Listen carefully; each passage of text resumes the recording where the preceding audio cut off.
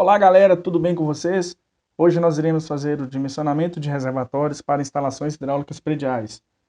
Se você gostou dessa atividade, se inscreva no canal, dê aquele like e nos sigam nas redes sociais. Muito obrigado e vamos para a aula. Na aula de hoje, iremos ver o sistema de distribuição, os conceitos e o dimensionamento de uma casa popular, de uma casa com DCE, que é o Dependência Completa de Empregados, e de um apartamento. Aqui nós temos o reservatório, mais conhecido como caixa d'água. Ele armazena e possui função de regularidade no abastecimento. Do lado esquerdo nós temos a parte de entrada, que é a alimentação.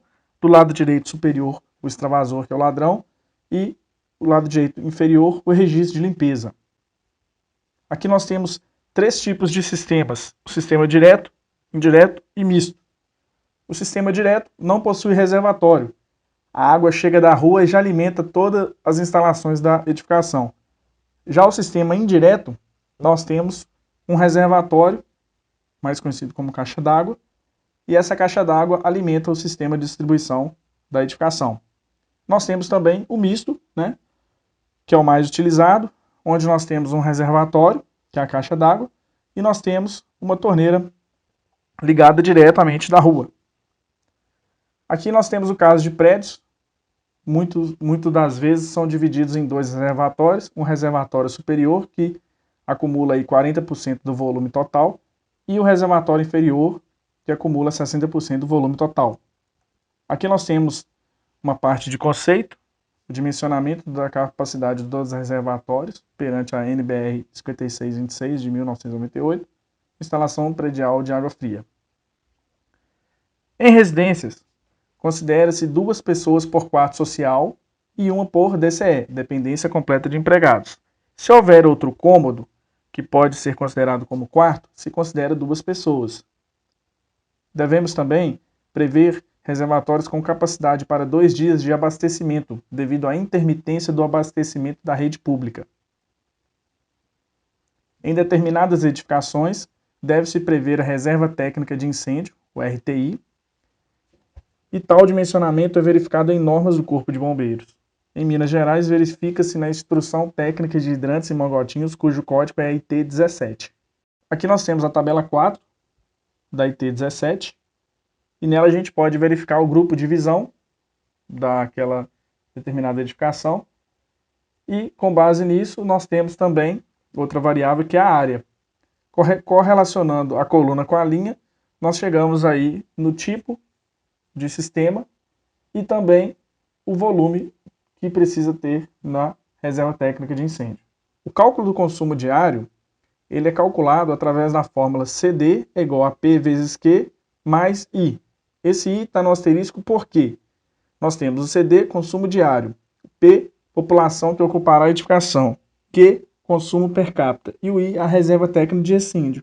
Ou seja, quando houver reserva técnica de incêndio, nós acrescentamos aquele volume se for conter na mesma reserva. Ou seja, se for acumular a água para o dimensionamento de consumo diário e a água de reserva técnica de incêndio, se elas forem colocadas no mesmo reservatório, acrescenta-se naquele reservatório do cálculo diário a reserva técnica de incêndio.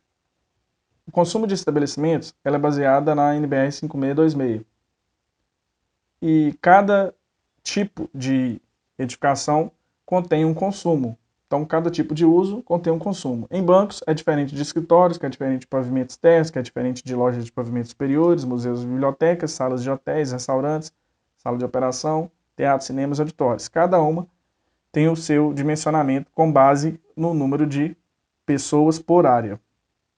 Outro parâmetro que nós temos são outros tipos de edificações, como, por exemplo, alojamentos provisórios, casas populares ou rurais, residências, apartamentos, hotéis, hospitais, escolas, sendo internatos ou externatos, quartéis, edifícios públicos ou comerciais, escritórios, cinemas e teatros.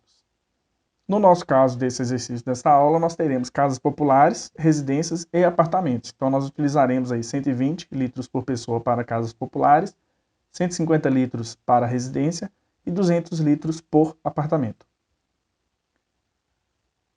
Nós temos aí os consumos em estabelecimentos também, templos, restaurantes, garagens, lavanderias, mercados, matadouros de animais de grande porte, de animais de pequeno porte, fábricas, postos de serviço para automóveis, cavalariças e jardins.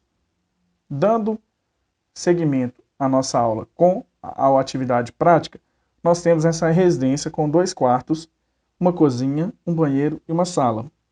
Nesse tipo de planta, nós iremos dimensionar o reservatório com base nos 2 quartos. Então, nós temos 2 quartos, conforme foi os nossos conceitos anteriormente. Nós iremos utilizar 2 pessoas por quarto, e assim fica o nosso dimensionamento.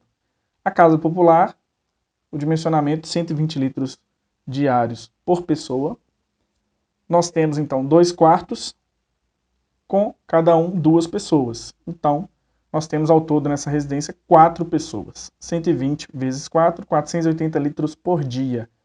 Para 2 dias, 2 vezes 480, 960 litros. Totalizando 960 litros de reservatório para essa casa.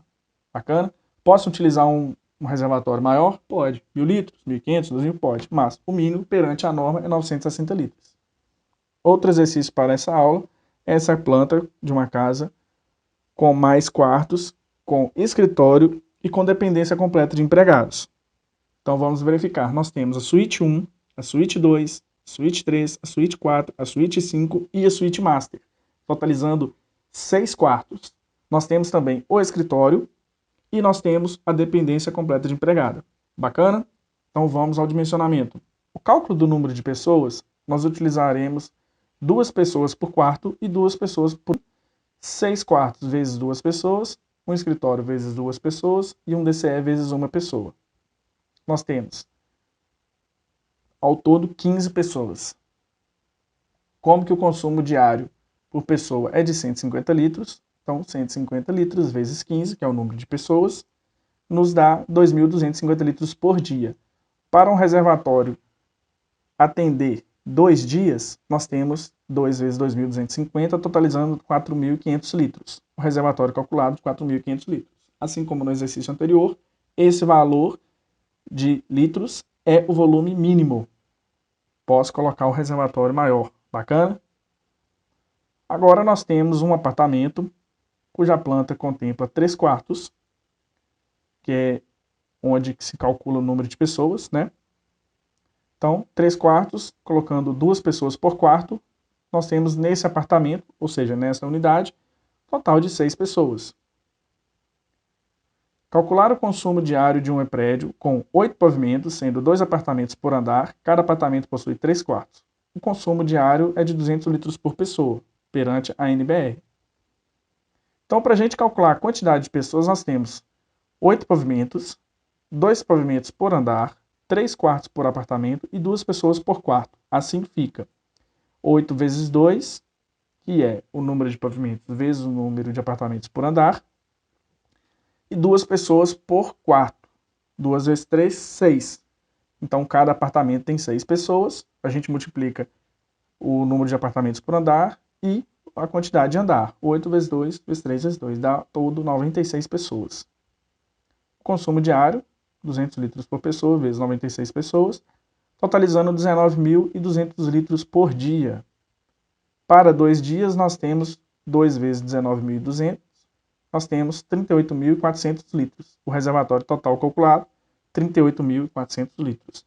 Para nós fazermos a divisão em 2 reservatórios, o superior e o inferior, nós temos que o reservatório inferior, ele fica com 60% do volume total, e o reservatório superior 40% do volume total.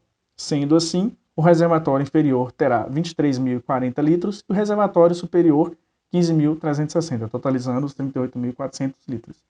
Nós não consideramos aqui a reserva técnica de incêndio. Bacana?